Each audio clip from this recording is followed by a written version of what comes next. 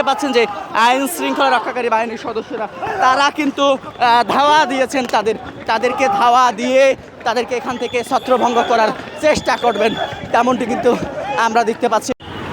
শান্তি চুক্তি ভঙ্গ করে ঢাকা কলেজ ও আইডিয়াল কলেজের শিক্ষার্থীদের মধ্যে আবারও সংঘর্ষের ঘটনা ঘটেছে। আমরা যেটি দেখতে পাচ্ছি এই মুহূর্তে দেখছেন যে এখানে আইডিয়াল কলেজের শিক্ষার্থীরা তারা একটি মিছিল নিয়ে কিন্তু ঢাকা কলেজের দিকে যাবার চেষ্টা করছেন, তেমনটি কিন্তু আমরা দেখতে পাচ্ছি। কিছুক্ষণ আগেই তারা আইডিয়াল কলেজের যে তাদের যে ক্যাম্পাস, সেই ক্যাম্পাসের ভিতর থেকে বের হয়ে আমরা দেখতে পাচ্ছি এবং আপনাদেরকে দেখাচ্ছিলাম হাতে কিন্তু অনেকের লাঠি সোটা রড থেকে শুরু করে ইট পাটকেল অনেকের হাতে রয়েছে।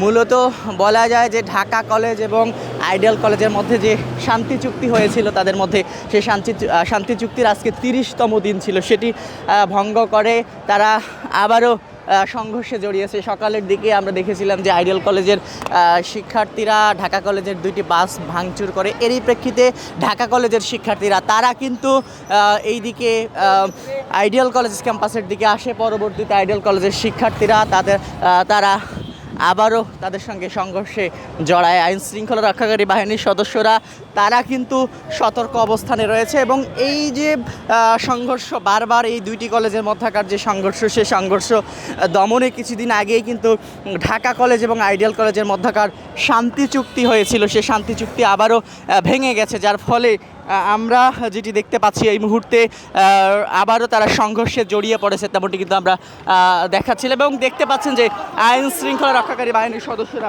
তারা কিন্তু ধাওয়া দিয়েছেন, তাদেরকে ধাওয়া দিয়ে তাদেরকে এখান থেকে ছত্রভঙ্গ করার চেষ্টা করবেন, তেমনটি কিন্তু আমরা দেখতে পাচ্ছি। এবং আইন শৃঙ্খলা রক্ষাকারী বাহিনীর সদস্যরা তাদেরকে বারবার কিন্তু সংঘর্ষ থেকে বিরত থাকার জন্য অনুরোধ করলেও সেটি না শোনার কারণে কিন্তু আইন শৃঙ্খলা রক্ষাকারী বাহিনীর সদস্যরা তাদেরকে বলছেন যে প্রয়োজনে তাদেরকে এখান থেকে বল প্রয়োগ করে তাদেরকে এখান থেকে ছত্রভঙ্গ করবেন, এমনটি কিন্তু আমরা দেখতে পাচ্ছি। এবং দেখতে পাচ্ছেন যে এখানে অতিরিক্ত আইন শৃঙ্খলা রক্ষাকারী বাহিনীর সদস্য তারা কিন্তু আমরা দেখতে পাচ্ছি যে এখন যে মিছিলটি নিয়ে বের হয়েছে তারা আইডিয়াল কলেজের শিক্ষার্থী এবং তারা হয়তো বা ঢাকা কলেজ ক্যাম্পাসের দিকে যাবেন এমনটি মনে হচ্ছে। সে কারণেই আইন শৃঙ্খলা রক্ষাকারী বাহিনীর সদস্যরা তারাও কিন্তু সতর্কতার সহিত তারা কিন্তু রয়েছে এবং তারা শিক্ষার্থীদেরকে বুঝিয়ে এখান থেকে ছত্রভঙ্গ করার চেষ্টা করছে, তেমনটি কিন্তু আমরা দেখছি। এবং বারবার কিন্তু বিভিন্ন সামান্য বিষয় নিয়ে এই Dhaka college, ideal college, city college, এই 3 কলেজের আমরা দেখেছিলাম যে ত্রিমুখী সংঘর্ষের ঘটনা ঘটে। বারবার সামান্য বিষয়কে নিয়ে বাস ভাঙচুর থেকে শুরু করে বিভিন্ন বিষয় নিয়ে কিন্তু আমরা দেখি যে এই কলেজগুলোর মধ্যে সংঘর্ষের ঘটনা ঘটে। এবং দেখতে পাচ্ছেন যেখানে রমনা জোনের ডিসি মাসুদ আলম তিনিও কিন্তু রয়েছেন। কিছুদিন আগেই ঢাকা কলেজের অডিটোরিয়ামে এই 2টি কলেজের শিক্ষার্থীদের নিয়ে কিন্তু একটি শান্তি চুক্তি হয়েছিল।